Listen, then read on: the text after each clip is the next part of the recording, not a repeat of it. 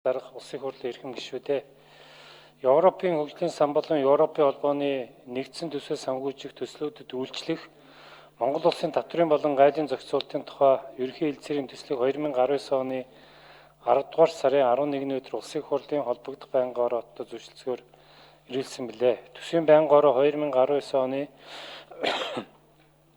10 дугаар сарын 24-ний өдрийн хуралдаанаараа санхүүгийн хэлтсэрийн төслийн зөвшөлдсөх асуудлыг хэлцлээ.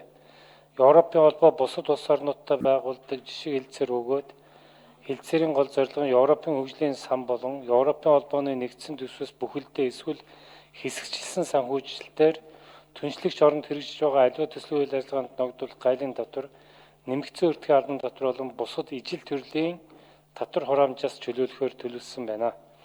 Европын хөгжлийн сан болон Европын холбооны нэгдсэн төсөө санхүүжих төслүүдэд үйлчлэх Монгол улсын татврын болон гайлын зохицуулалтын тухай ерөнхий хэлтсэрийн төслийг төсвийн байнгын орооны хуралдаанд оролцсон гишүүдийн олонх зөвшөлдсөхийг дэмжиж санал дүгнэлтээ аюулгүй байдал гадаад бодлогын байнгын ороонд төрүүлэхээр шийдвэрлээ. Улсын хурлын эрхэм гишүүдээ Европын хөгжлийн сан болон Европын холбооны нэгдсэн төсөө санхүүжих төслүүдэд үйлчлэх Монгол улсын татврын болон гайлын зохицуулалтын тухай ерөнхий хэлтсэрийн төслийн зөвшөлдсөх тухай асуудлыг хэлтсэн шийдвэрлэж өгнө үү. Анхаарал тавьсанд баярлалаа.